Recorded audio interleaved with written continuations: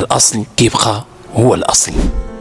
هذا الطربوش هذا لبسوه المغاربة والشاميين والعثمانيين والمصريين، حتى واحد فينا متسائل ما يمكن يرجع الأصل ديالو.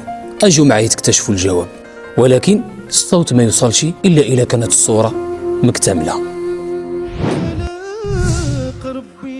القصة كلها بدأت في مدينة فاس، عاصمة الحرف التقليدية والتاريخ المغربي. فاس كانت مركز تجاري عالمي، كان كيخرج من النسيج والجلد ومستحضرات التجميل والقفطان والطربوش الفاسي. مؤرخين كتار منهم عبد الله التازي قالوا بأن الطربوش الأحمر أو الطربوش الفاسي ظهر في القرن 17 في مدينة فاس. ودابا أجي نجاوب على السؤال الأكبر، كيفاش الطربوش وصل لمصر والشام والدولة العثمانية؟ المغرب من قرون وهو بلد كيتعامل تجاريا مع العالم، وكاين رواية كتقول أن بحارة تركيين جاو لمدينة فاس، شافوا الطربوش وعجبهم، ملي شراوه رجعوا عند قائد الأسطول. قائد الأسطول أمرهم أنهم يلبسوه مش قبل السلطان، والسلطان كان آنذاك هو محمود الثاني. عجبوا الطربوش فرجعوا زي رسمي لجميع الأتراك، والأتراك كيسميو الطربوش فاس.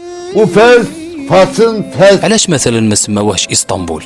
لأن الأصل ديالو من فاس. ذلك الطربوش واخا تعيد تعدد الأشكال ديالو كيبقى الأصل مغربي. أن الفرق بين الأصل والتقليد، الأصل عنده جذور عميقة كتمتد مئات أو آلاف السنين.